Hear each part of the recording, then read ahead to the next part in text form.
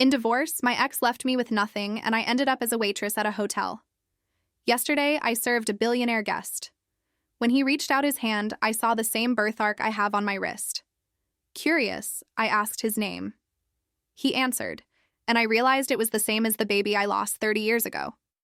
The Windsor Hotel doesn't hire women in their 50s to serve in their prestigious restaurant. They prefer pretty young things with bright smiles and unblemished histories.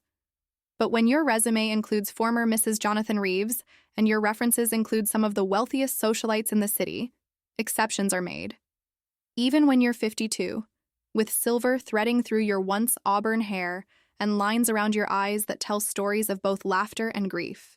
I'd been working here for 5 years, ever since Jonathan stripped me of everything in our divorce. The irony doesn't escape me that I now serve drinks to the same people who once sat at my dinner table. Most pretend not to recognize me. The few who do offer pitying smiles that burn worse than indifference. Olivia, you're on the VIP section tonight.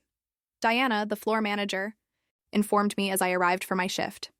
Mr. Morgan is staying in the penthouse. He rarely comes down to dine, but when he does, he expects perfect service and absolute discretion. I nodded, betraying no reaction. Ethan Morgan, tech billionaire, energy innovator, notoriously private. Everyone knew of him, but few knew him. I'd served celebrities and power players before. This was nothing new. The VIP dining area remained empty until precisely 8:00, when he arrived alone without the usual entourage that accompanies the wealthy. Tall, with dark hair swept back from a strong forehead, he moved with quiet confidence. As I approached his table, I noticed he was younger than I expected, early 30s perhaps. Good evening, sir. May I offer you our wine selection? I maintained the professional detachment that had become second nature. Water, please. Still, and I'll have the chef's tasting menu. His voice was soft, but decisive.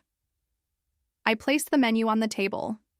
As he reached to take it, his sleeve rode up slightly, revealing a distinctive birthmark on his right wrist, a crescent moon shape, small but unmistakable.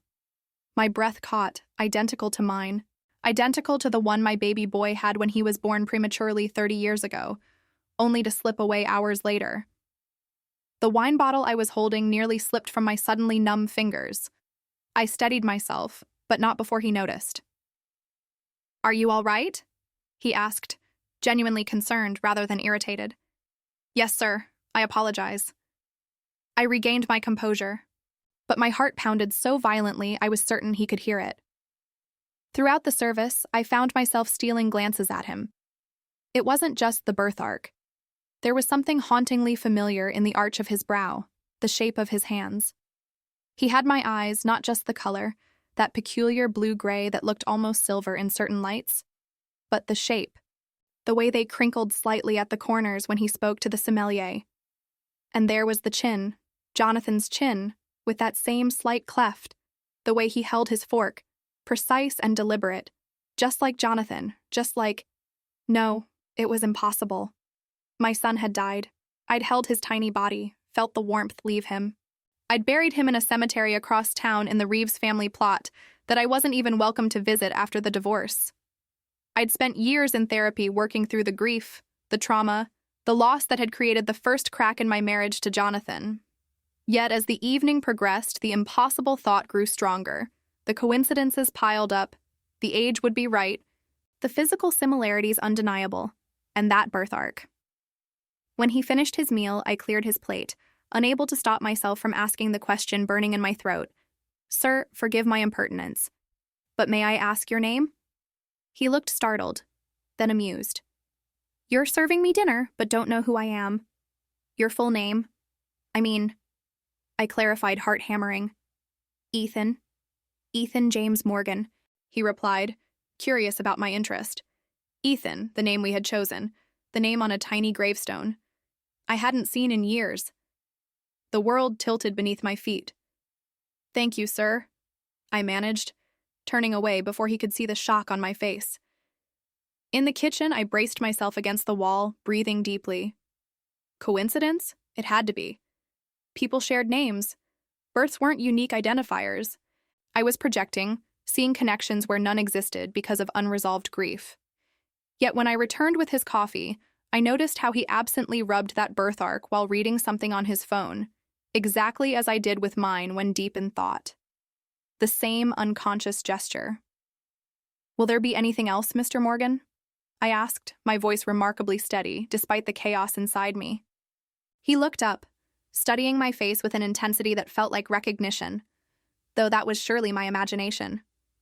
"Have we met before? Something about you seems familiar." "I don't believe so, sir," I replied. "I've worked at the Windsor for 5 years. Before that, I was married. My husband was Jonathan Reeves, the attorney." The words tasted bitter, as they always did. His expression changed subtly. "Reeves from Harrington and Reeves." "Yes." "Do you know him?" I asked, suddenly wary. "By reputation only," he said, his tone carefully neutral. "Thank you for your excellent service tonight, Ms. Reeves. Olivia Reeves."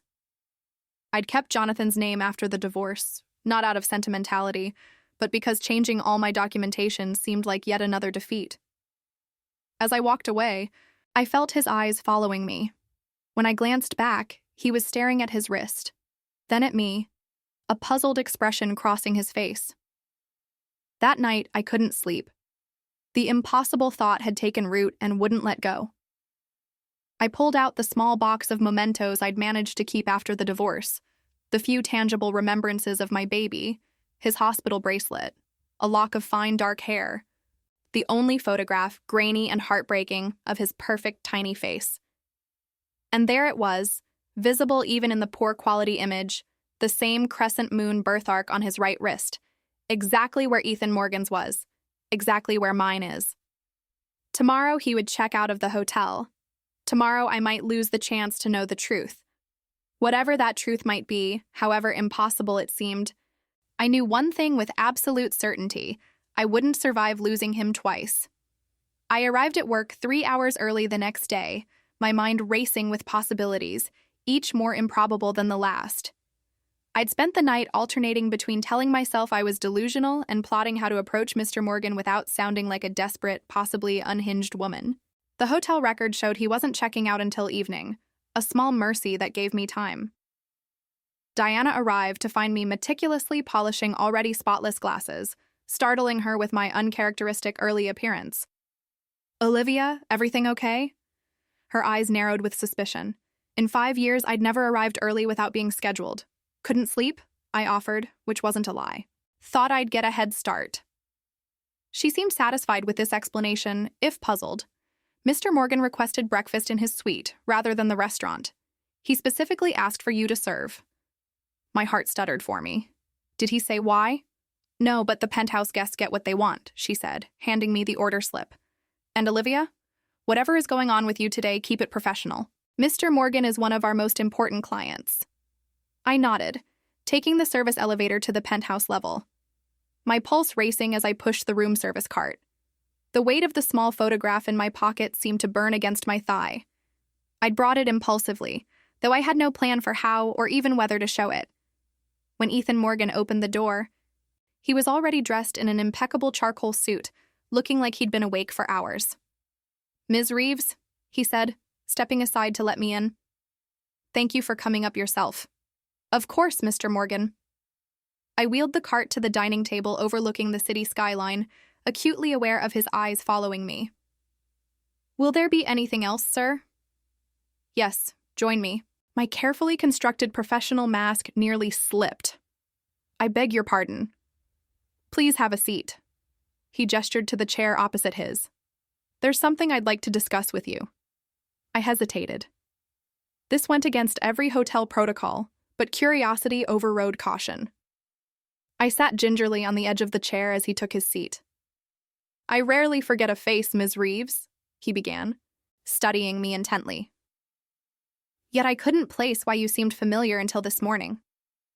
He reached for his phone, turning it to show me a web page. It was an old society page photograph from at least 20 years ago.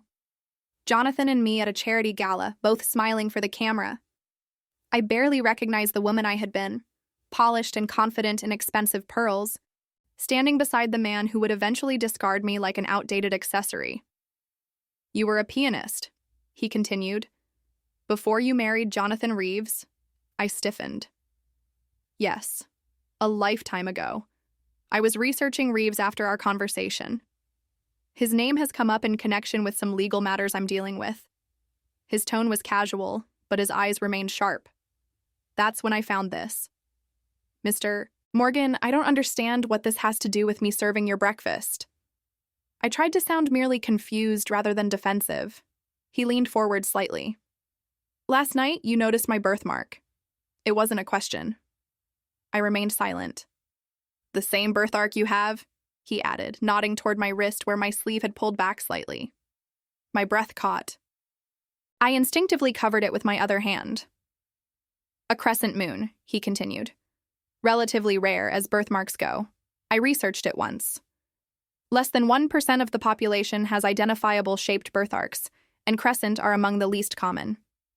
Mr. Morgan, you asked my name with unusual interest. You've been watching me since I arrived, and this morning I find that you're the ex-wife of a man whose firm has been trying to secure my business for months. His voice remained calm, but his implication was clear. Why are you interested in me, Ms. Reeves? The moment balanced on a knife's edge. I could retreat into professionalism, apologize for any perceived impropriety, and walk away. The safe choice, the sane choice. Instead, I reached into my pocket and placed the photograph on the table between us. This is why he picked it up, his expression changing from suspicion to confusion as he studied the grainy hospital image of a newborn infant. I don't understand, he said finally. My son, I said, my voice barely steady. Born prematurely 30 years ago. He lived for only a few hours, or so I was told. I took a deep breath. His name was Ethan. Ethan Jonathan Reeves. His eyes snapped to mine, widening slightly. He had a birthmark, I continued, touching my wrist. Just like yours, just like mine. Morgan set the photograph down carefully as if it might shatter. What exactly are you suggesting, Ms. Reeves? I don't know. I admitted it sounds insane even to me. But the coincidences, I gestured helplessly. The birthmark, the age, the name, even your features. You have my eyes, Jonathan's chin. He stood abruptly, turning to face the window. I was born to Helen and James Morgan. I've seen my birth certificate. This is... He stopped, shaking his head. I understand how this sounds, I said quietly.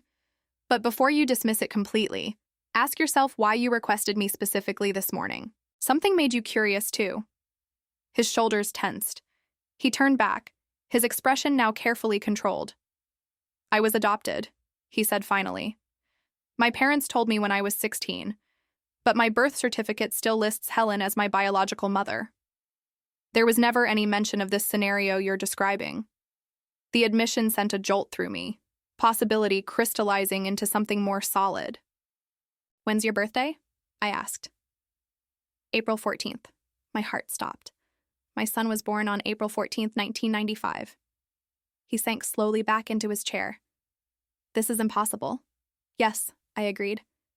And yet, we sat in silence, the untouched breakfast cooling between us. Who was your doctor? He finally asked. When you gave birth, Dr. Sarah Winters. She was an obstetric specialist at University Medical Center. Something flickered across his face.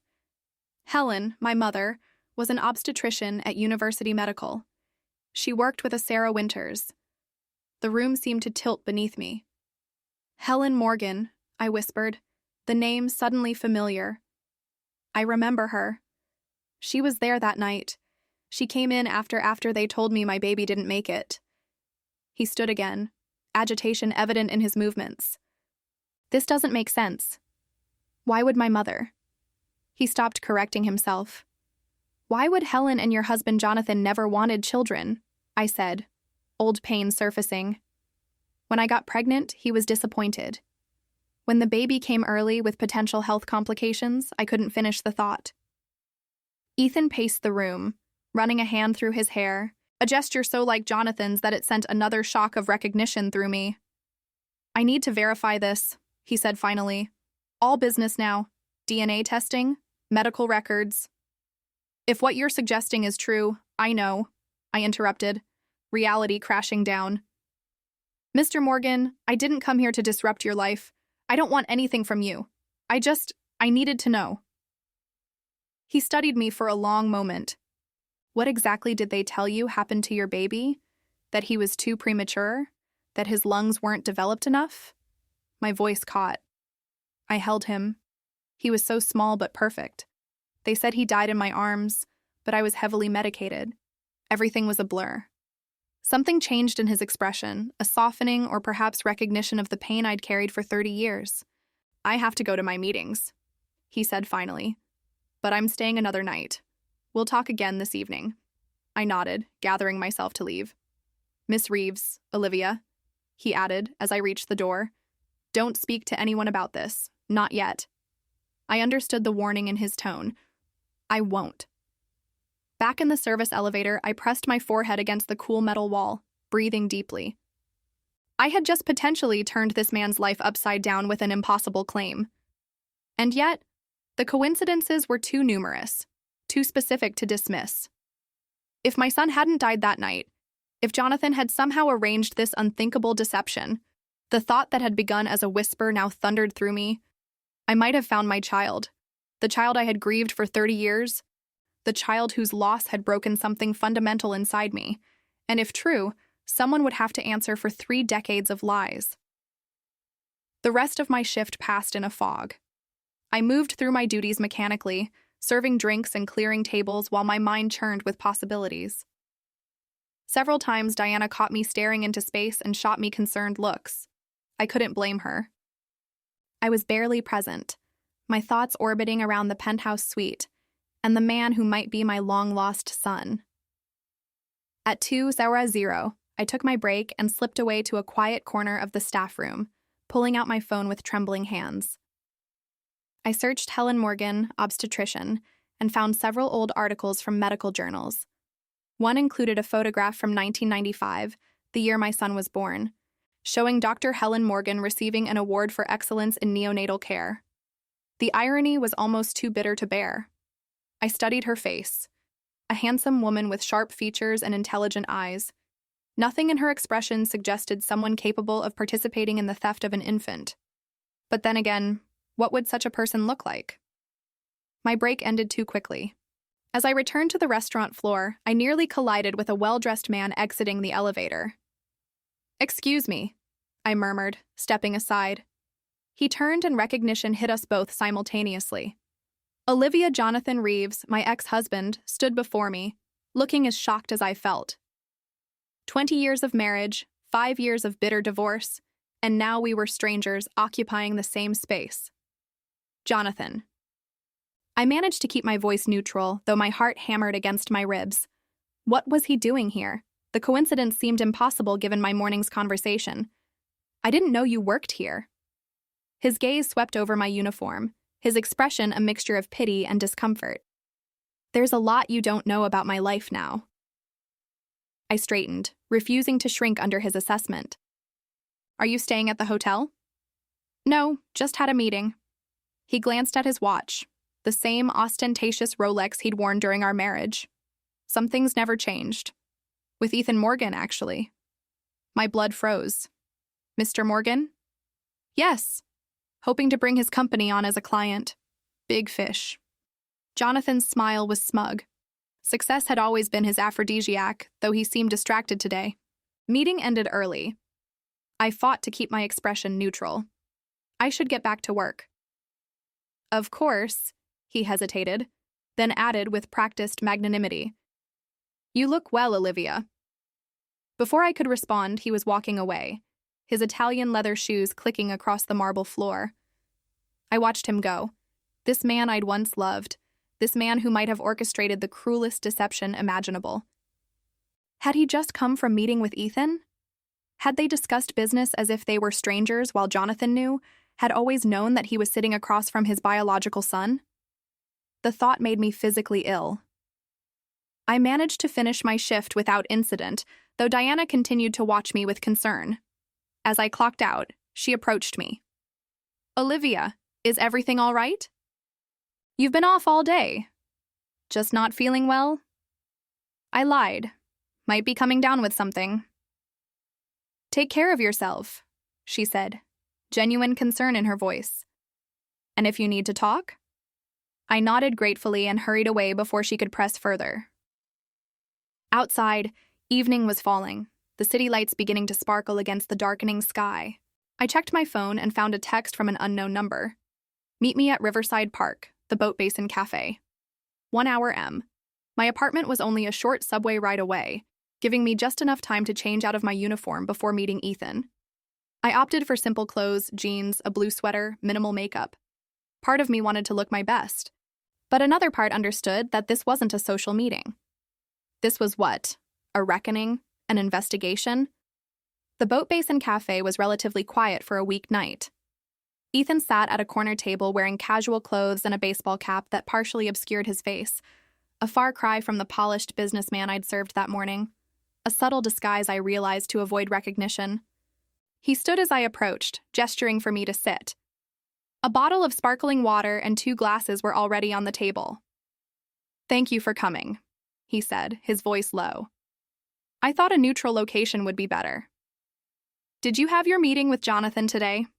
I asked without preamble. Surprise flickered across his face. "How did you know about that?" "I ran into him at the hotel. He mentioned meeting with you." Ethan's expression darkened. "Yes, it was scheduled weeks ago before all this." I nearly canned but decided it might be informative. "And was it?" "He has no idea who I am." Ethan's fingers tapped restlessly against his glass. "Or if he does, he's an exceptional actor.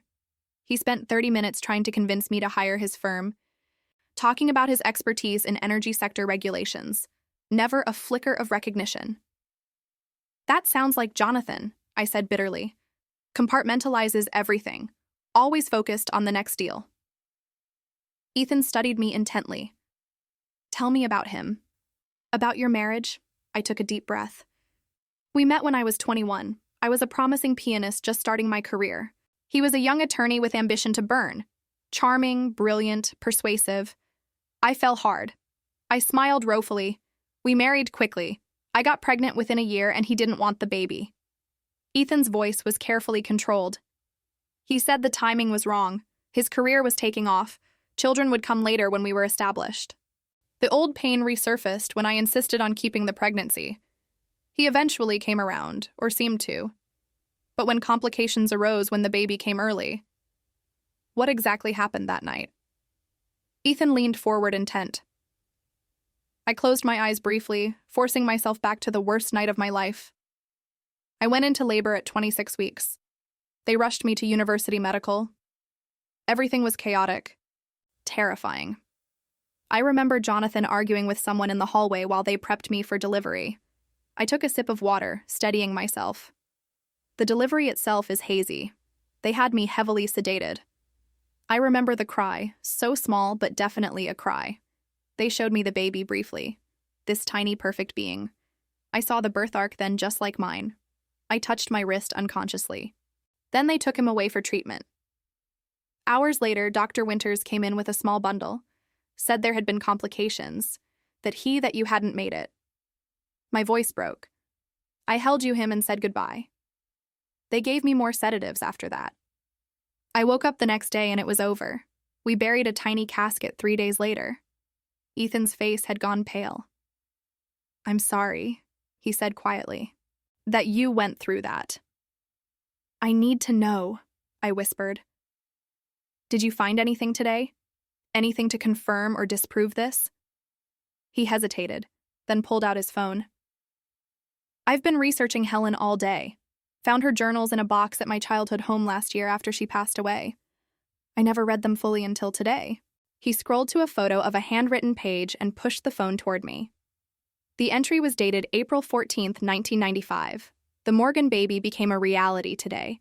Such a beautiful boy, perfect despite his early arrival.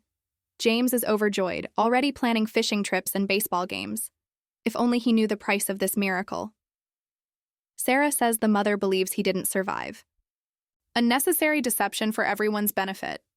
The child will have a better life with us than with a father who doesn't want him, and a mother too young and traumatized to cope.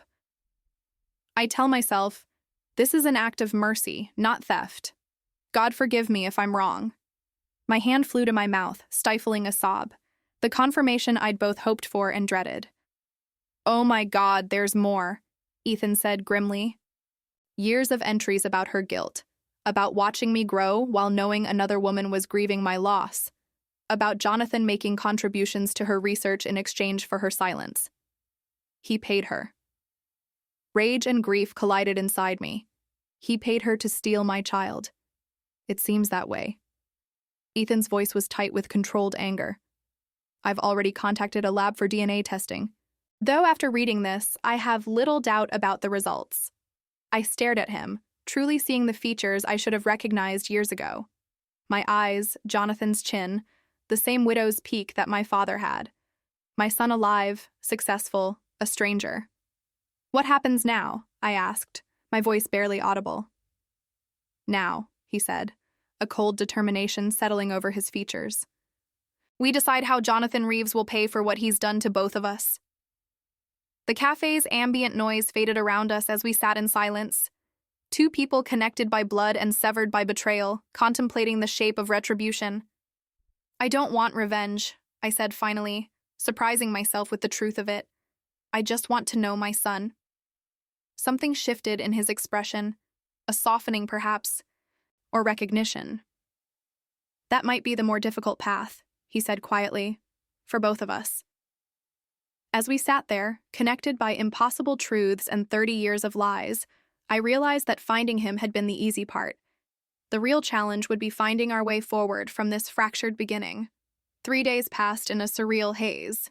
Ethan checked out of the hotel as scheduled, but rented a private apartment nearby. We agreed to wait for the DNA results before taking any action, though neither of us harbored real doubt about what they would reveal. The truth already lived in the mirrored shape of our birth arcs, in the identical arch of our eyebrows, in the resonance of shared mannerisms we couldn't have learned from each other. I continued my shifts at the Windsor, moving through the motions while my mind remained fixated on the impossible reality unfolding in my life. Diana noticed my distraction, but seemed to attribute it to my encounter with Jonathan. "Exes have a way of stirring up old ghosts," she said sympathetically when she caught me staring into space again. "Ghosts? Yes. But this particular ghost had materialized into flesh and blood, disrupting everything I thought I knew about my life." On the 4th day, I received another text from Ethan. "Results are in. Meet me at my apartment at 7, address below." The apartment was in a secure building overlooking the park. Temporary accommodation that nonetheless exuded the quiet luxury I was coming to associate with Ethan. When he opened the door, I was struck again by the uncanny reflection of my own features in his face. How had I not seen it immediately? How had no one ever commented on our resemblance? "Thank you for coming," he said formally, ushering me inside. The space was minimally furnished but comfortable with floor-to-ceiling windows offering a stunning view of the city at dusk. On the coffee table lay an opened envelope. Ethan gestured for me to sit, then handed me the papers inside. 99. 9998% probability of maternal relationship. I read aloud, my voice catching. Though I'd been certain, seeing the scientific confirmation rendered me momentarily speechless. "There's no doubt," Ethan said, sitting across from me. "You are my biological mother, and Jonathan Reeves is my biological father." I sat down the papers, overwhelmed by the finality of it. "What do you want to do now?" "I've been thinking about that constantly," he admitted. "Part of me wants to confront Jonathan immediately, demand answers, make him face what he's done, his fingers clenched around his water glass. But that would be impulsive. And I don't build billion-dollar companies by being impulsive." The pragmatism in this statement was so reminiscent of Jonathan that it sent a small shock through me. Nature versus nurture playing out in real time. "I've compiled everything," Ethan continued, nodding toward his laptop. "Helen's journals, the DNA results, hospital records I've managed to obtain. There's enough evidence to pursue criminal charges. Conspiracy, fraud, falsification of documents. The statute of limitations might be an issue for some charges, but not all." "You want to have him arrested?" The thought had never occurred to me.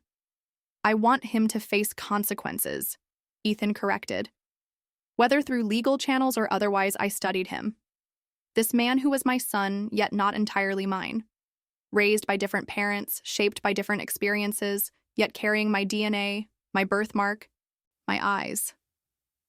What about Helen? I asked quietly. Her role in this? Pain flashed across his face. Helen is gone. She died last year. Pancreatic cancer. He looked away briefly. I can't confront her. Can't ask why she participated in this theft. And part of me is grateful for that. Because you loved her, I said, understanding immediately. Because despite everything, she was your mother. Yes. His voice was rough with emotion. She raised me, loved me, was proud of me. Everything I've accomplished, I owe partly to her and James. He met my gaze directly. I've spent days reconciling those truths with what I now know she did to you. The complexity of his position struck me forcefully. While I had lost a child, he had gained a history he never knew existed. His foundation had been shaken just as profoundly as mine. What about Sarah Winters? I asked. She's still alive. She was directly involved. I've located her, Ethan said. She's in an assisted living facility upstate, early-stage Alzheimer's. Her lucidity varies day to day. I want to see her, I said immediately, surprising myself with the certainty. I need to hear from her directly why she participated in this. Ethan nodded slowly. I've already arranged it. We can drive up tomorrow if you're willing. The decisiveness of his actions reminded me again of Jonathan, the efficiency, the strategic thinking. But there was a consideration in his manner that his father had always lacked. I wondered if that came from Helen, or if it was uniquely his own. There's something else, he said, reaching for a folder on the side table. While investigating, I discovered some disturbing information about Jonathan's current activities. He spread several documents before me, financial statements, emails, legal briefs. His firm has been engaging in questionable practices for years, helping clients evade environmental regulations, burying evidence in class action lawsuits, facilitating offshore tax schemes that skirt legality. That sounds like Jonathan, I said bitterly. Ethics were always flexible when money was involved. These documents could destroy his career, Ethan said evenly. His firm is currently bidding for several major contracts, including one with my company. I've been delaying my decision, using it as a reason to meet with him again next week. I understood then the shape of his strategy. You're going to confront him. We are, he corrected. If you're willing, I believe we deserve answers face to face. The thought of confronting Jonathan sent a cold shiver through me. The man had demolished me twice. First by orchestrating the death of our child, then through our vicious divorce years later. I'd spent 5 years avoiding him, rebuilding a modest life from the ashes he'd left me in. I don't know if I'm strong enough, I admitted. You survived believing your child was dead for 30 years, Ethan said quietly. You survived losing everything in your divorce. You rebuilt your life working in a hotel where you serve people who used to be your peers. That doesn't sound like weakness to me. His assessment, so direct, so perceptive, brought unexpected tears to my eyes. I'd grown accustomed to being invisible, to having my strength go unrecognized. To hear it acknowledged by this man who was my son felt like a validation I hadn't realized I desperately needed. When I started investigating this, Ethan continued, I expected to feel only anger toward Jonathan, and I do feel that, but I've also found myself increasingly angry on your behalf. His gaze was intense, determined. What he did to me was unconscionable. What he did to you was cruel beyond measure. I nodded, unable to speak past the knot in my throat. We'll take this at your pace, he assured me. But I think confronting Jonathan together is the only way we both get closure together, I repeated softly, testing the word. For 30 years, I'd faced every challenge alone. The concept of having an ally, especially one connected to me by blood, felt foreign yet deeply right. Tomorrow we'll see Sarah Winters, I decided, finding my resolve. And then we'll plan how to face Jonathan. Ethan nodded, satisfaction evident in his expression.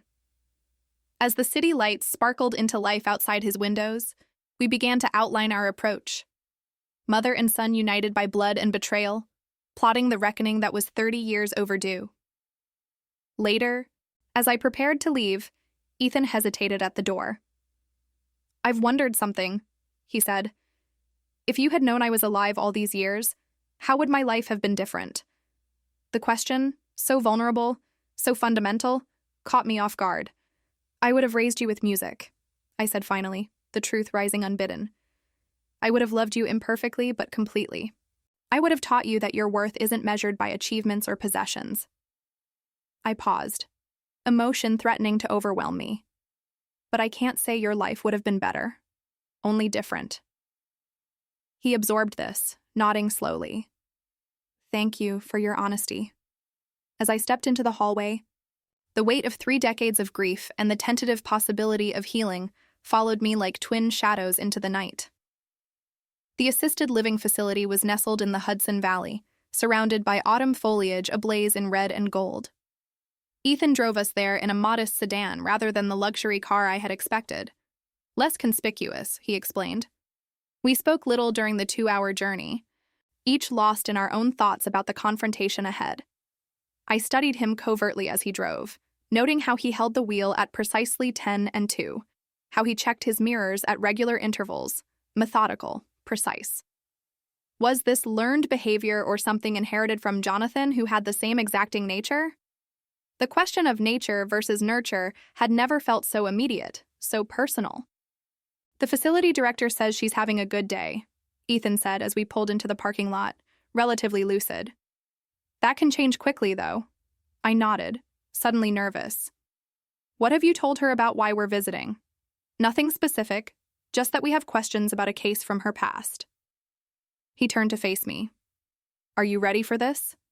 No, I wasn't ready. How could anyone be ready to face the woman who had helped steal their child? But I nodded anyway. The facility was bright and well-maintained, smelling of disinfectant and artificial flowers. A staff member led us to a sunroom where a thin, white-haired woman sat gazing out at the gardens. Dr. Sarah Winters had aged dramatically from the competent physician I remembered. Her once sharp features now sunken, her hands trembling slightly as they rested in her lap. "Dr. Winters," the attendant said gently, "your visitors are here." She turned, her faded blue eyes taking us in with mild curiosity. "Hello," she said, her voice surprisingly strong. "Do I know you?" Ethan took the lead, sitting in a chair across from her. "My name is Ethan Morgan. This is Olivia Reeves. We wanted to ask you about something that happened at University Medical Center in 1995. Her expression remained pleasant but vacant. I worked there for many years. So many babies delivered. So many mothers. She smiled vaguely. All blurs together now. I moved closer, my heart pounding. "Dr. Winters, do you remember Olivia Reeves? I delivered a premature baby boy in April 1995. You told me he died." Something flickered in her eyes. Recognition, then quickly masked alarm. "I'm sorry for your loss, dear. It happens with premature infants, despite our best efforts." "Except he didn't die," I said, my voice low but steady. "He's sitting right here beside me." Sarah's gaze darted to Ethan, then back to me, her composure cracking slightly. I'm not sure what you're talking about." Ethan leaned forward, deliberately, pushing back his sleeve to reveal the crescent birthmark on his wrist. "I think you do, Dr. Winters. I think you remember this birthmark. I think you remember helping Dr. Helen Morgan take me from my biological mother and falsifying death records." The color drained from her face. Her hands began to tremble more violently. "Helen," she whispered. "Is she?" "She passed away last year," Ethan said, "but she left journals, detailed journals." Sarah closed her eyes briefly, as if in pain. When she opened them again, the vague pleasantness was gone, replaced by a sharp clarity. "You have to understand," she said, her voice suddenly stronger. "It wasn't a simple case of theft." "Then explain it to me," I challenged, fighting to keep my voice steady. "Explain why you told me my baby was dead when he wasn't." Sarah's gaze shifted between us, calculating. Finally, she sighed. "Your husband approached me first," she said, addressing me, weeks before the delivery. "He knew the pregnancy was high risk, said he was exploring options." Options? The word tasted bitter.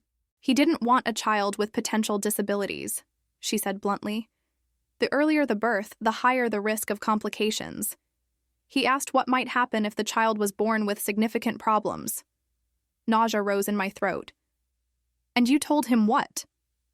I explained the potential complications of extreme prematurity, but I also told him that many premature infants develop normally with proper care. Her expression hardened. That's when he mentioned Helen said she'd recently lost a pregnancy and was desperate for a child. Suggested an arrangement that would benefit everyone. Benefit everyone? Ethan repeated incredulously. You mean benefit him and the Morgans? Sarah had the grace to look ashamed. He was very persuasive. Talked about how the child would have advantages with the Morgans that he couldn't provide. How Olivia was too young, too focused on her music career to properly care for a potentially special needs child. That wasn't his decision to make, I said, fury building inside me. And it certainly wasn't yours. No, it wasn't, she agreed softly. But you have to understand my position. Jonathan Reeves knew about a case I had mishandled years earlier, a mistake that could have ended my career. He made it clear that if I didn't cooperate, he would ensure I never practiced medicine again. So, you chose your career over my child, I said, the words like glass in my throat. I chose what seemed like the best solution for everyone at the time, she countered weakly. The baby would go to parents who desperately wanted him. You would be spared the potential heartache of raising a disabled child. And yes, I would keep my career. Except the baby wasn't disabled, Ethan interjected. I was perfectly healthy despite being premature. Sarah nodded slowly. We knew that within hours of your birth, but by then the plan was already in motion. The Morgans had falsified documents ready, claiming Helen had given birth while traveling. Jonathan had already told Olivia you hadn't survived. Her gaze shifted to me. You were so heavily sedated, so distraught. The small bundle you held, it wasn't your son. The memory of that small, still form in my arms, the child I had grieved for 30 years, shattered like glass. What did I hold? I whispered. A stillborn from earlier that day, she admitted, unable to meet my eyes. The parents had chosen not to see their baby. We repurposed it. I stood abruptly, needing distance, needing air. The casual cruelty of it all, the calculated deception, the manipulation of my grief threatened to overwhelm me. I walked to the window, pressing my forehead against the cool glass, fighting for composure. Behind me, Ethan continued the questioning. Did the Morgans know about Jonathan's coercion? Did they know you were being blackmailed into this arrangement? Helen knew something wasn't right, Sarah admitted, but she convinced herself it was for the best. James, I don't think he ever knew the full truth. He believed the adoption was legitimate, if unorthodox, and the payments. Ethan pressed. Helen's journals mentioned contributions to her research. Sarah's face tightened. Jonathan paid handsomely for everyone's silence. Regular donations to Helen's neonatal research unit, a cabin in the Adirondacks for me. Her voice cracked with shame.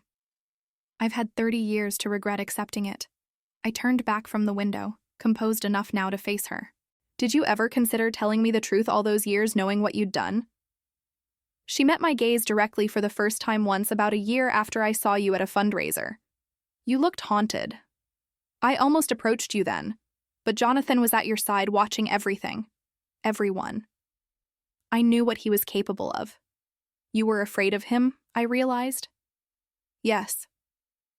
Her admission was barely audible. He made it clear that if the truth ever came out, he would destroy not just my career, but my life. And I believed him. Well, now the truth is out, Ethan said, his voice hard, and someone will face consequences.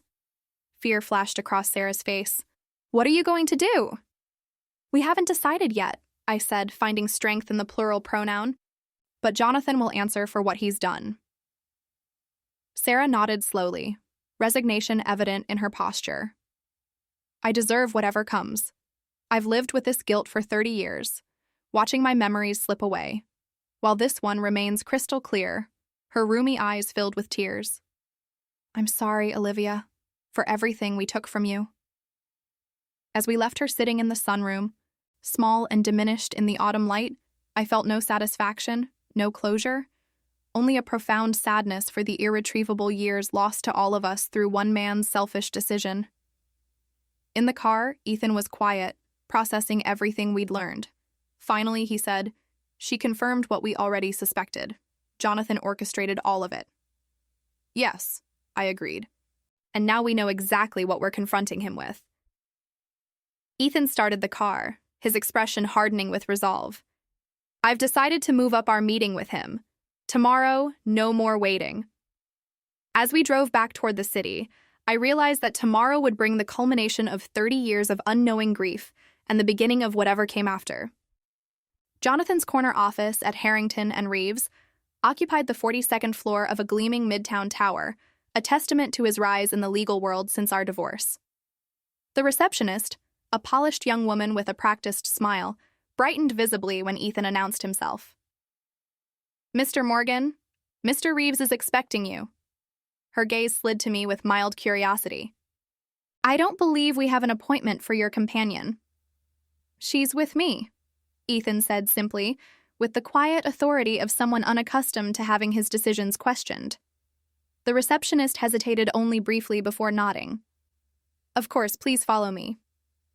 As we were led down a hallway lined with expensive art and award plaques, I felt strangely calm. The anger and grief that had churned within me for days had crystallized into something harder, colder, a diamond-sharp clarity of purpose. Jonathan rose from behind his massive desk when we entered, his practiced smile freezing when he saw me. "Ethan," he said, recovering quickly, "I wasn't expecting you to bring company." His eyes narrowed slightly. "Olivia, what an unusual surprise." "Is it really a surprise, Jonathan?" I asked quietly.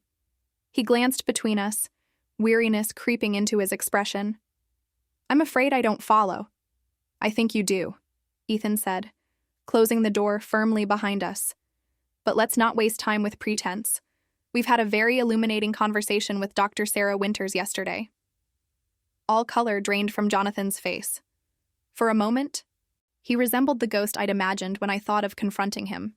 Insubstantial, haunted. Then his lawyer's composure reasserted itself. "I'm not sure what you think you know, but we know everything," I interrupted, my voice steady, despite the thundering of my heart. "We know about your arrangement with Helen Morgan. We know you bribed and blackmailed medical professionals to fake our son's death. We know you orchestrated the most cruel, inhumane deception imaginable." Jonathan sank slowly back into his chair, his expression unreadable. "These are serious allegations, Olivia. Completely unfounded. Are they?" Ethan stepped forward, placing a folder on Jonathan's desk. "We have Helen Morgan's journals detailing the arrangement. We have Sarah Winters' confession, and we have DNA tests confirming that I am the biological son of Olivia and Jonathan Reeves."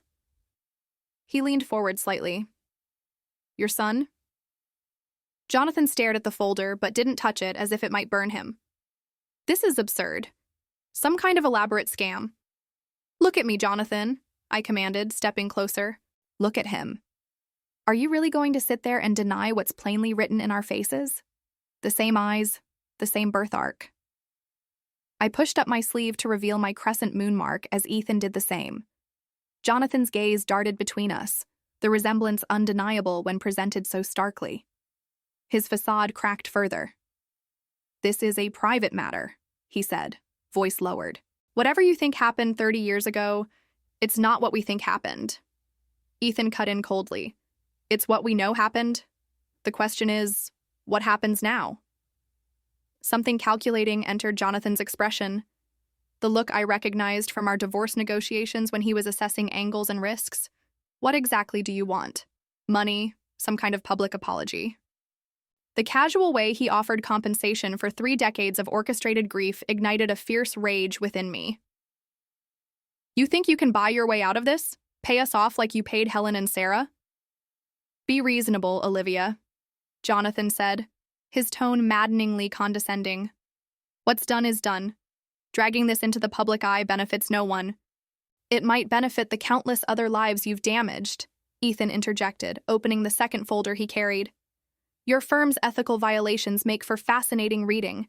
Environmental regulations circumvented, evidence suppressed in class action lawsuits, offshore accounts manipulating tax laws. He spread several documents across the desk. Did you really think I was considering hiring your firm without doing my due diligence? Jonathan's expression hardened as he realized the full scope of our leverage. You're threatening me. We're offering you a choice, I corrected, finding unexpected strength in the moment.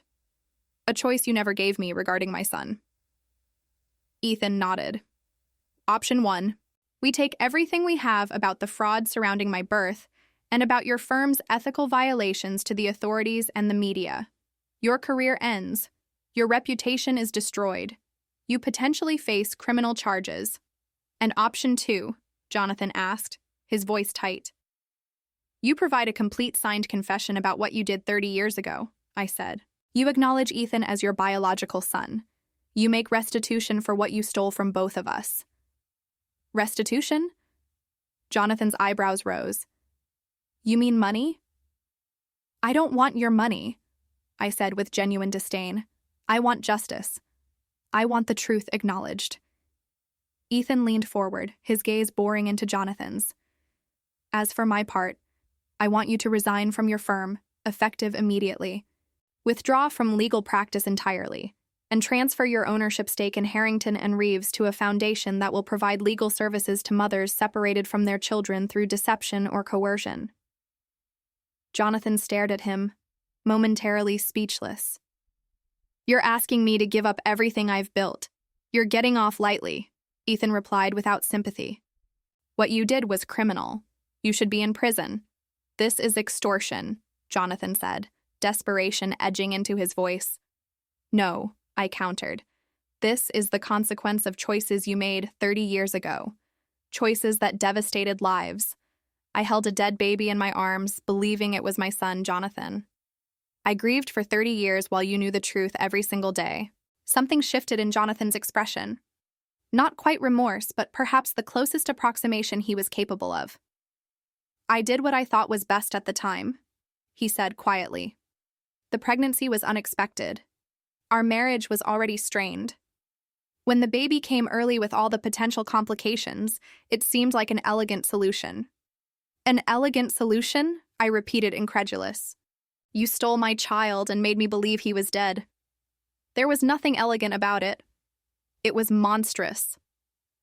Helen and James Morgan provided him with opportunities we couldn't have, Jonathan argued, gesturing toward Ethan. Look at what he's accomplished. Would that have been possible if he'd been raised by a struggling musician and an attorney just starting his career? That wasn't your decision to make, I said. The simple truth of it, cutting through his rationalizations. He was our son. My son.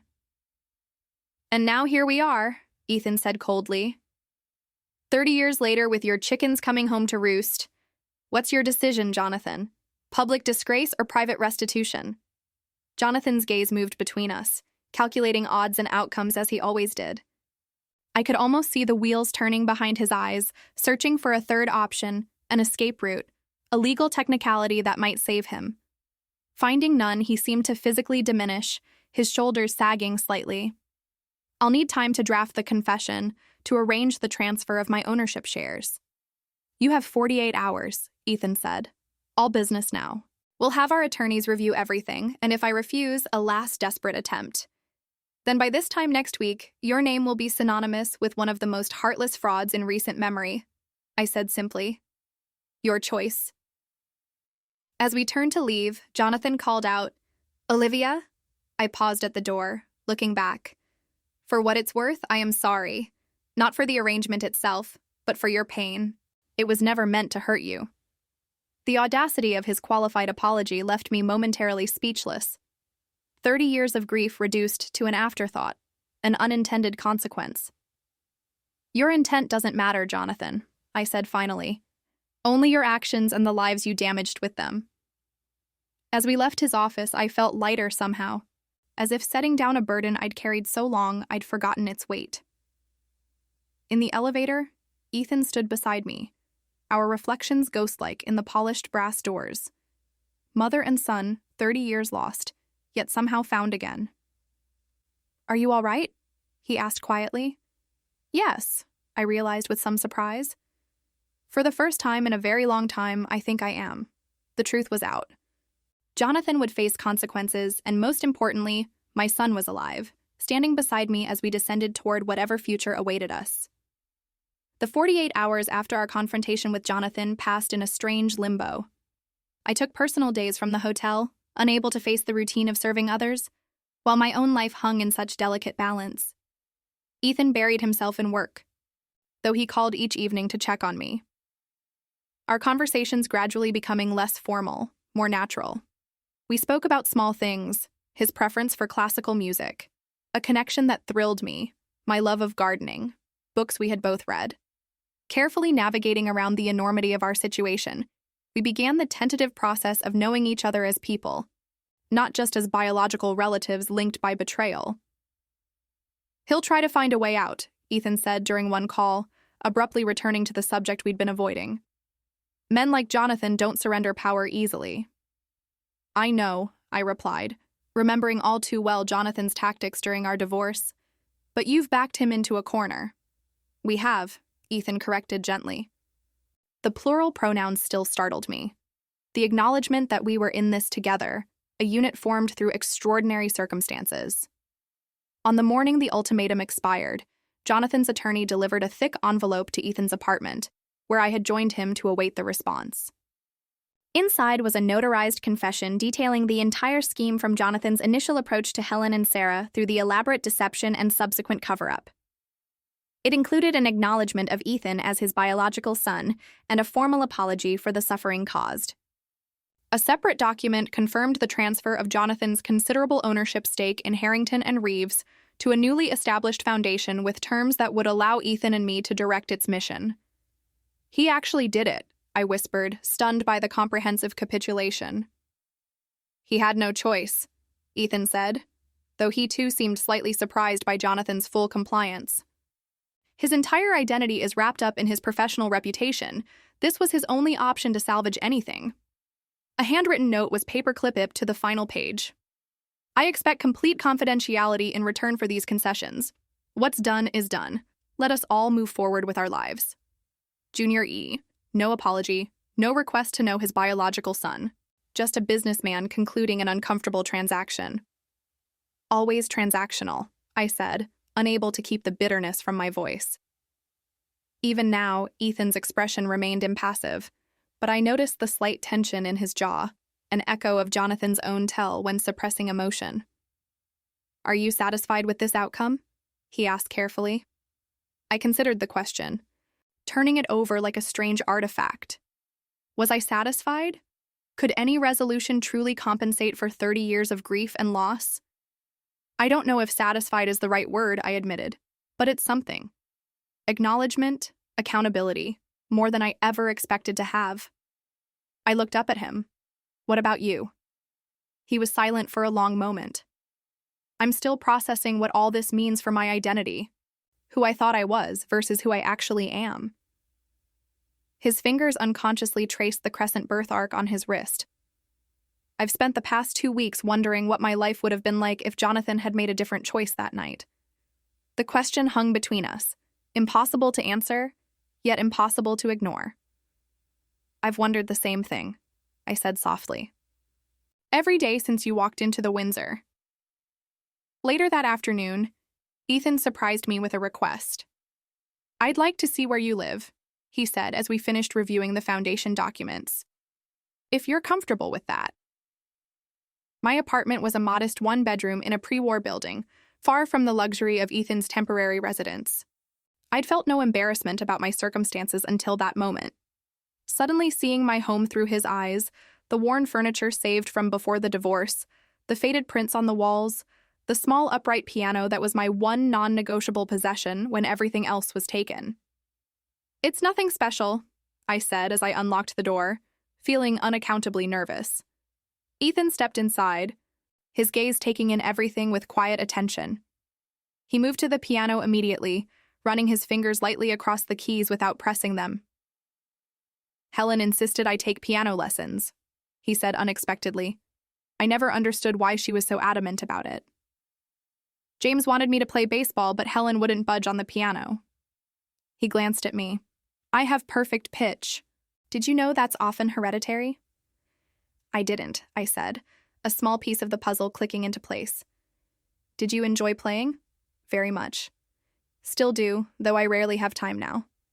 He pressed a key gently, the note hanging in the air between us.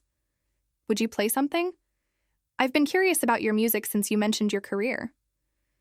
I hesitated, then sat at the bench. It had been years since I'd played for anyone but myself.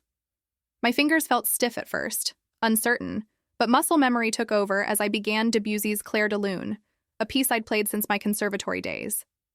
Its gentle melancholy always speaking to something deep within me. As the final notes faded, I became aware of Ethan watching me intently, an unreadable expression on his face. That was beautiful, he said simply. Thank you. I closed the piano lid gently. I was considered promising once before I gave it up for marriage, for Jonathan's career. You could play professionally again, Ethan suggested. It's not too late. The idea was so unexpected, so outside my realm of possibility that I nearly laughed. At my age, after so many years away from it, why not? His expression was earnest. You clearly still have the talent, and now you have resources. The foundation will provide you with financial security. You could teach, perform, whatever you wanted. The casual way he offered this second chance, this resurrection of dreams long buried, left me momentarily speechless. For 5 years, I'd focused solely on survival, on maintaining my dignity while serving those who had once been my peers. The possibility of reclaiming any part of my former self had seemed as impossible as finding my lost child. Yet here was that child, now a man, offering me the opportunity to reclaim more than just the truth of his existence. I'll think about it, I said finally, unwilling to make promises I wasn't sure I could keep. Ethan nodded, respecting my hesitation. He continued exploring my apartment, pausing at the small collection of framed photographs on my bookshelf, mostly from before the divorce. My previous life preserved in frozen moments. He picked up one photo, studying it with particular intensity. Is this me? He asked quietly. I moved to his side, my heart clenching at the image, a grainy ultrasound picture in a simple silver frame. Yes, 24 weeks, the last image I had of you before. Neither of us completed the sentence. The weight of what had been stolen from both of us hung in the air, almost tangible in its presence. I'd like a copy of this, Ethan said finally, setting the frame down with careful precision. If you wouldn't mind. Of course. We stood in silence, the apartment suddenly feeling too small to contain the magnitude of our shared loss and tentative reconnection.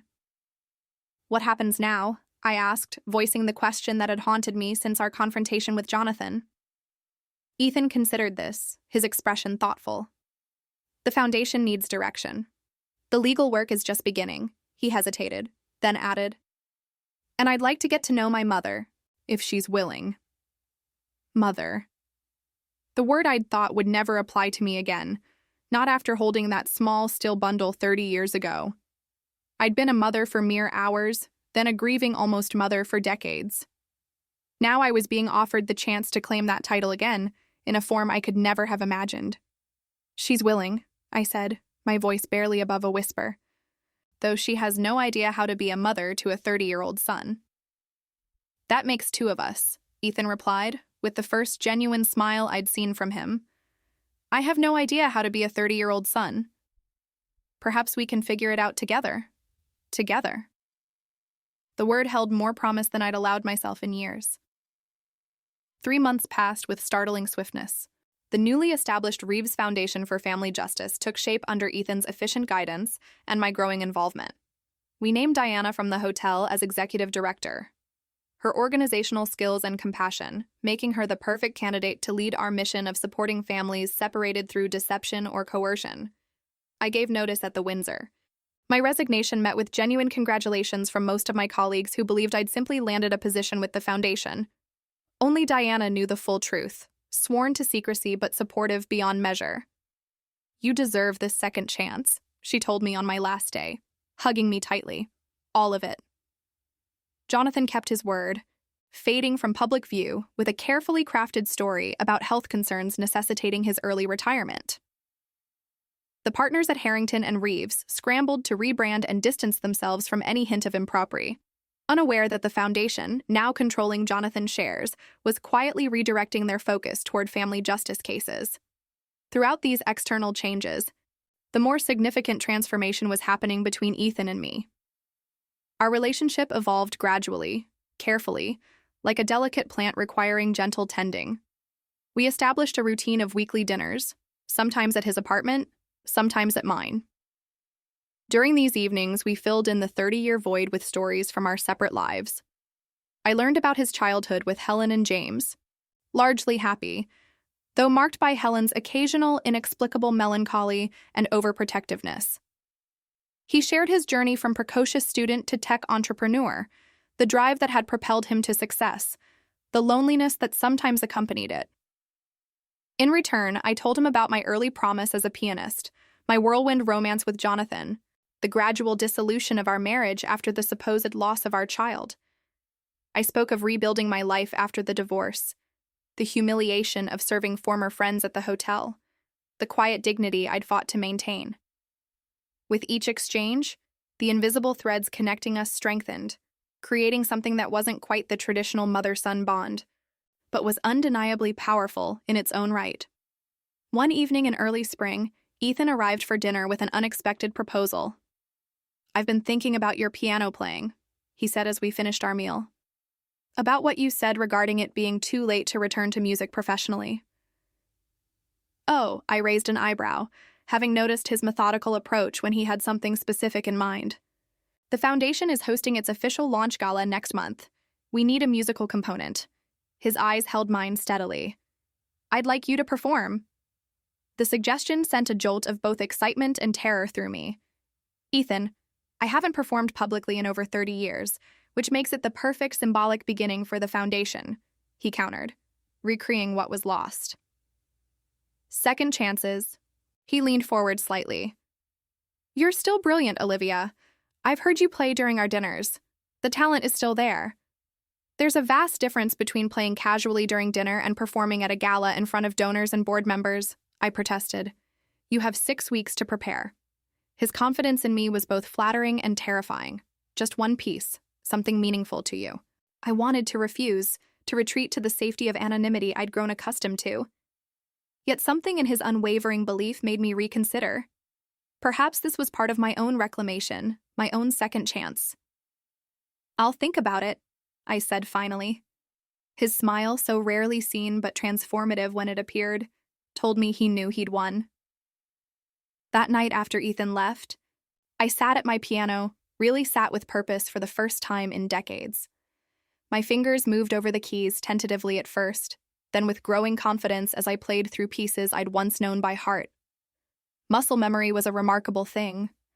My hands remembered what my conscious mind had almost forgotten. By midnight, I'd made my decision. I would perform at the gala, not just for Ethan or for the foundation, but for myself, for the young woman who had surrendered her dreams too easily, who had lost so much, but was finally finding her way back. The following weeks were a blur of preparation. I practiced religiously each morning, rediscovering the discipline and joy of immersing myself in music. Ethan arranged for my piano to be professionally restored. A practical necessity, he insisted when I protested the expense. 2 weeks before the gala, an elegant dress arrived at my apartment, midnight blue with subtle silver accents that complemented my now fully silver hair. The card simply read, "For your triumphant return, E." The night of the gala arrived with alarming swiftness. The venue was a historic concert hall in the city, its gilded interior aglow with soft lighting. I waited backstage, my heart hammering against my ribs, questioning every life choice that had led me to this moment. Ethan found me there, immaculate in his tuxedo, but with an uncharacteristic nervousness about him. "Are you ready?" he asked, adjusting his cufflinks, a habit I'd noticed emerged when he was anxious. "As I'll ever be," I replied, smoothing my already smooth dress. "The hall is filling up. It's at capacity. Many of the city's most influential families are in attendance." He hesitated. "There's something I should tell you. Jonathan is here." My head snapped up. "What? Why would he?" I invited him. Ethan said, his expression unreadable. I thought he should witness what his actions ultimately led to. The foundation. Your performance. Our relationship. The good that has emerged from his deception. The complexity of emotions in Ethan's voice, not vindictiveness, but something more nuanced, gave me pause. This wasn't about revenge, but about completion, about bringing the full circle of our story into one room. Are you angry? Ethan asked when I remained silent. No, I said, surprising myself with the truth of it. No, I'm not angry. Jonathan is part of this story, however unwillingly. Perhaps he should be here to see its resolution. Relief flickered across Ethan's face. There's one more thing. He reached into his pocket and withdrew a small velvet box. I had this made for you for tonight. Inside was a delicate silver bracelet with a single charm, a crescent moon crafted from white gold, small diamonds marking its curve, the birthmark that had connected us transformed into something beautiful. Ethan, I breathed, momentarily speechless. It's perfect. He fastened it around my wrist, covering my birthmark precisely. For luck, he said simply, though you won't need it. When my name was announced, I walked onto the stage with my head high, the weight of 30 years of silence and loss lifting with each step. The grand piano waited, gleaming under the stage lights. I took my seat, adjusted my posture, and let my hands hover over the keys for just a moment. The piece I'd chosen was Chopin's Nocturne in E-flat major, a composition of such profound beauty and emotional depth that it had always moved me, even in my darkest moments. As I began to play, the hall faded away, and there was only the music flowing through my fingers, expressing everything words could not. I played for the young pianist whose career had been set aside. I played for the mother who had grieved an emptiness for 30 years. I played for the son who had been stolen and found against impossible odds.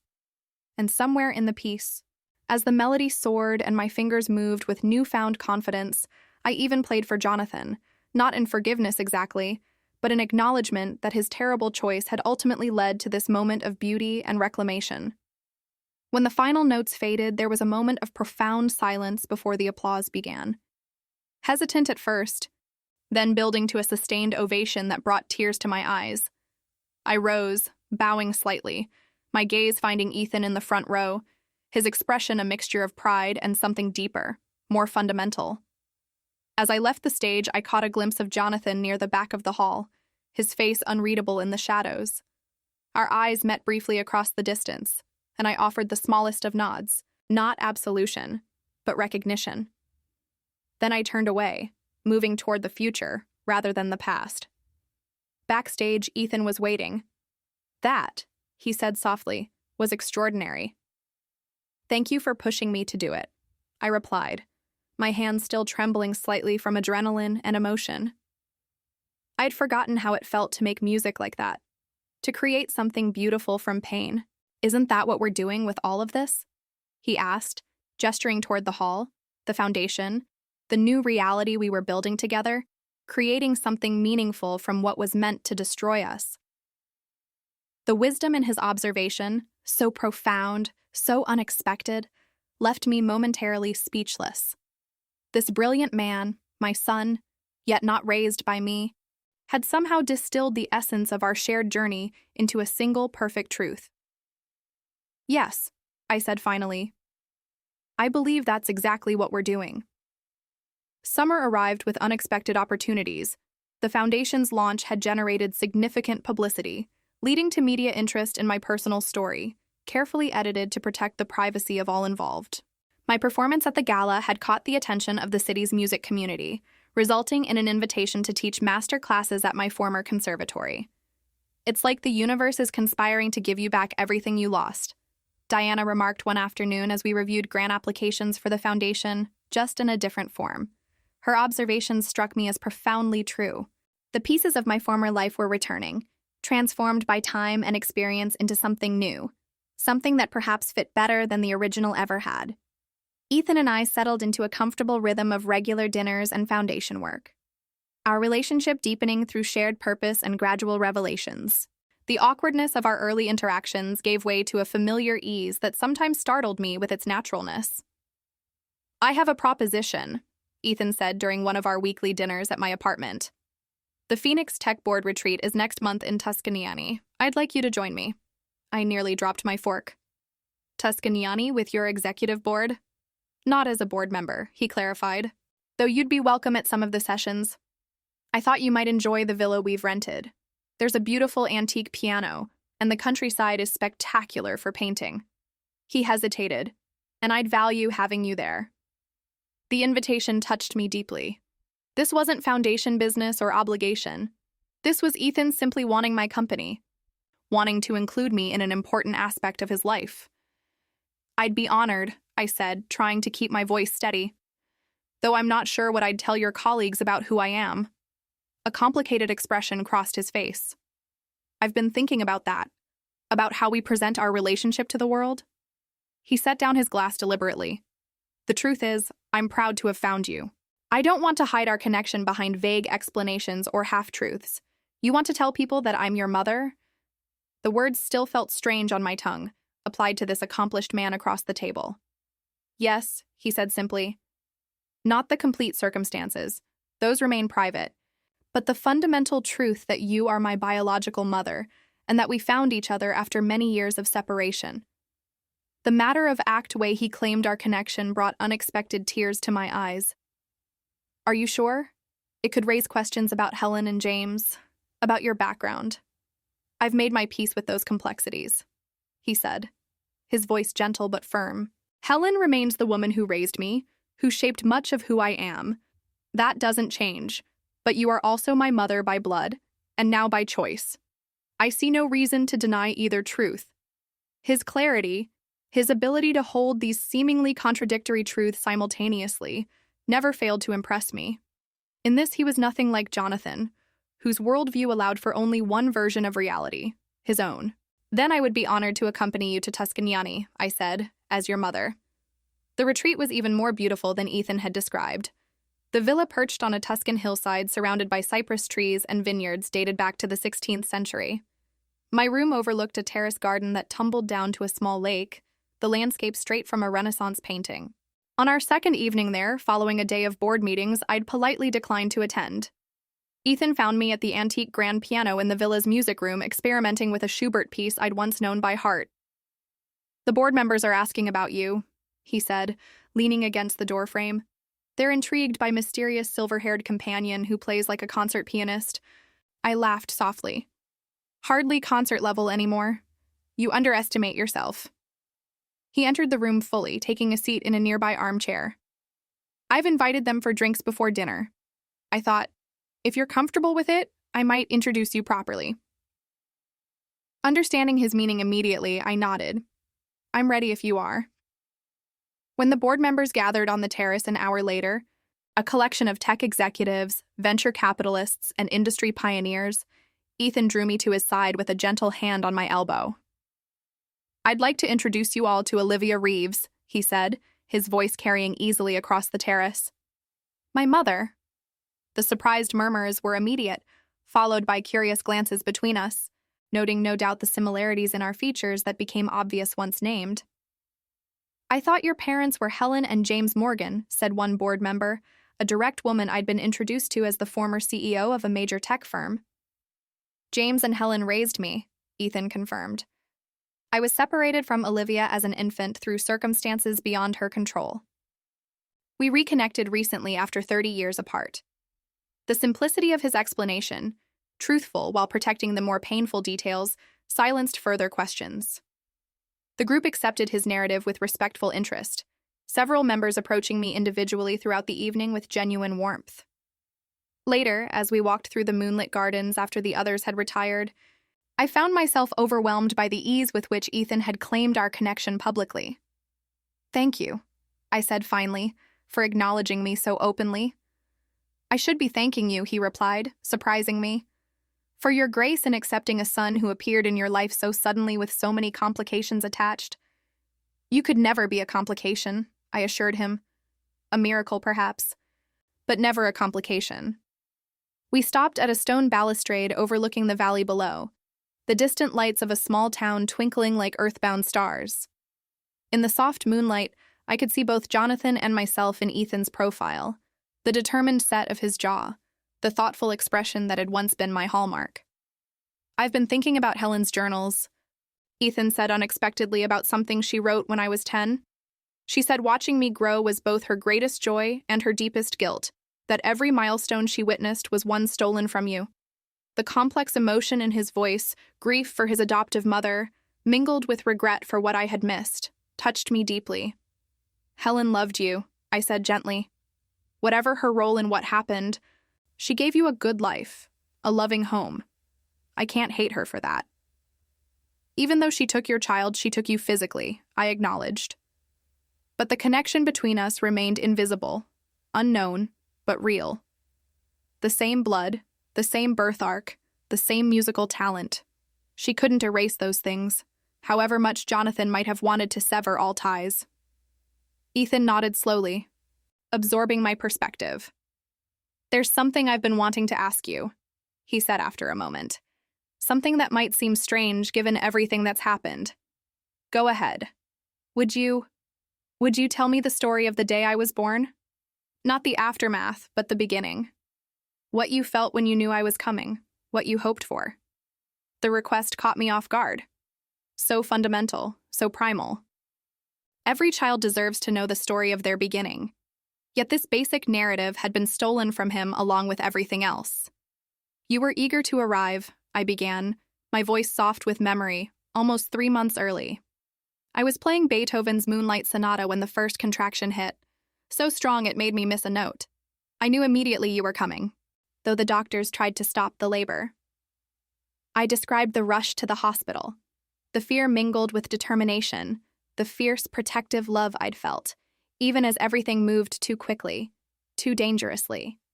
When they finally placed you in my arms, you were so tiny, barely 4 lub, but your grip was strong when you wrapped your fingers around mine. I touched my wrist where the crescent birthmark lay beneath my bracelet. And when I saw this mark on your wrist, identical to my own, I knew you were truly mine, truly a part of me. Ethan listened with absolute focus, absorbing this origin story, his story, with visible emotion. When I finished, he was quiet for a long moment, the only sound, the chirp of crickets from the garden below. "Thank you," he said finally, his voice rough, "for giving me that beginning, for fighting for me from the start." "Always," I promised, meaning it with every fiber of my being. Then and now, in the silvery Tuscsan moonlight, with the weight of 30 years of separation behind us, and an uncertain but promising future ahead, we stood together, not a conventional mother and son, but something perhaps more hard-worn and precious for all its complexity. Autumn painted the city in amber and crimson, a year of transformations drawing to its close. The foundation had flourished beyond our initial expectations, helping dozens of families navigate situations painfully similar to our own. Each success story felt like a small redemption, each reunion an echo of our own impossible finding. My return to music had evolved from the single performance at the gala to regular master classes and occasional intimate recital. I'd declined more public opportunities, preferring the quiet satisfaction of teaching promising students and playing for small, appreciative audiences. At 53, I had no interest in the demanding life of a touring musician. This measured return to my first love was enough. Ethan had integrated me into his life with a naturalness that sometimes took my breath away. He introduced me as his mother without qualification or explanation, weathering the occasional raised eyebrow or curious glance with unflappable composure. In business settings, we maintained appropriate boundaries. He was still the visionary CEO, I the foundation director. But in private, our relationship continued to deepen through small revelations and shared experiences. I hadn't seen Jonathan since the foundation gala, though I occasionally glimpsed his name in legal journals, noting his conspicuous absence from major cases and events. According to Ethan, who monitored such things with characteristic thoroughness, Jonathan had sold his lavish apartment and relocated to a smaller residence in Connecticut, his once prominent social life notably diminished. I felt no satisfaction in his downfall, only a muted sense that justice had, in its imperfect way, been served. The man who had orchestrated my greatest loss had lost much himself. Not through our vindictiveness, but through the natural consequences of his own actions finally catching up to him. One crisp October morning, as leaves drifted past my apartment windows like fragments of flame, my phone rang with Ethan's distinctive tone. "Are you busy this afternoon?" he asked without preamble, directness being another quality he'd either inherited or developed independently. "Nothing that can't be rescheduled," I replied, mentally reviewing my day's modest commitments. "What did you have in mind?" "There's somewhere I'd like us to visit together." His tone held an unusual gravity. "I'll pick you up at 2 if that works." Curiosity piqued, I agreed, wondering what location could inspire such solemnity in his usually measured voice. When his car arrived, he was driving himself rather than using his usual service, another sign of the occasion's personal nature. I was waiting on the sidewalk, wrapped in a camel coat against the autumn chill. He greeted me with a kiss on the cheek, a gesture that had become natural between us over the months. As we drove, leaving the city behind for the wooded suburbs beyond, I began to suspect our destination. When we turned onto the tree-lined drive of Riverside Cemetery, my suspicion crystallized into certainty. "We're going to the grave," I said softly. Not a question. Ethan nodded, his hands perfectly positioned on the steering wheel, eyes focused on the winding cemetery road. "I've never visited it. Seemed like something we should do together." The small headstone sat beneath a sugar maple that had turned brilliant crimson, nature's vivid counterpoint to the somber gray granite. Ethan Jonathan Reeves. The inscription read, "Beloved son, April 14th, 1995. A perfect fiction, a grave for a child who had never died, visited for years by a mother whose grief had been built on elaborate lies." We stood before it in silence, autumn leaves swirling around our feet. After a moment, Ethan placed a small white stone atop the headstone, a gesture I recognized from my own family's Jewish traditions, though I'd never discussed these roots with him. "Helen's family was Jewish," he said, noticing my surprise. "She taught me this custom when we visited her parents' graves." Another unexpected connection, another thread that had existed unseen between us all these years. "I used to bring blue irises," I said, gazing at the barren plot. "They only bloom in spring, but I'd find them somewhere every month for years." The cemetery gardener would clear away the previous month's flowers, withered and dry by then. He was always kind, never mentioning that I was the only one who ever visited. Ethan's hand found mine, warm and solid. "I'm sorry you had to endure that," he said simply. "All those years of grieving alone. But I'm not grieving anymore," I replied, the realization striking me with sudden clarity. For the first time in 30 years, I'm not carrying that weight. We stood together as the wind whispered through the maple, dislodging more crimson leaves that danced around the small headstone like benedictions. "What happens to it now?" Ethan asked finally. "The grave. I considered this.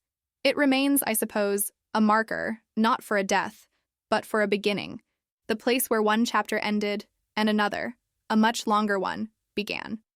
He nodded, understanding, as he always did, the layers beneath my words. We turned away from the grave together, walking back toward the car beneath a canopy of autumn glory. "I have something for you," he said, as we drove back toward the city. "It's in the glove compartment." Inside was a small blue envelope. I opened it to find an elegantly printed invitation. "Phoenix Tech, in collaboration with the Reeves Foundation for Family Justice, request the honor of your presence at the dedication of the Helen Morgan Memorial Wing University Children's Hospital, November 15th, 7:00 p.m. I looked at Ethan, momentarily speechless.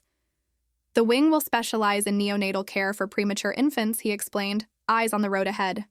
"State-of-the-art facilities, research programs, support services for families. Everything Helen dedicated her professional life to, but with additional resources she never had access to." "It's a beautiful tribute," I said, genuinely moved by the gesture. "She would have been proud." "I wanted to be sure you'd be comfortable with it," Ethan said, glancing at me briefly. "Given her role in our separation, Helen made a terrible choice," I acknowledged. "But she also gave you a good life, a loving home. The world isn't divided neatly into heroes and villains, much as we might sometimes wish it were." He nodded, a small smile touching his lips. That's what I hoped you'd say. At a stoplight, he turned to face me fully. There's something else. The dedication ceremony falls on the first anniversary of when we met. When you served me at the Windsor, I thought perhaps you might perform at the dedication, something to mark the occasion. The symmetry of it struck me. My return to music happening alongside Ethan's public acknowledgement of both his mothers, the woman who raised him and the woman who gave him life. I'd be honored, I said. The dedication ceremony was attended by the city's medical and philanthropic elite, a sea of formal attire and polite applause. I sat in the front row as Ethan delivered a moving speech about Helen's dedication to neonatal medicine, about second chances and the power of modern medical intervention. My own life, he said toward the end, his gaze finding mine, began under the most precarious circumstances, a premature birth with uncertain prospects. Through medical expertise and extraordinary care, I survived and thrived.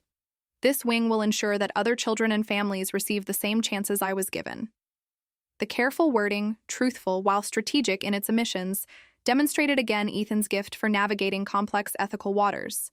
He honored Helen's professional legacy while acknowledging, however obliquely, the reality of his own beginning. When I took my place at the grand piano positioned in the hospital's soaring atrium, I felt a profound sense of completion. The piece I'd chosen, Bach's Jesu, Joy of Man's Desiring, flowed from my fingers with effortless grace.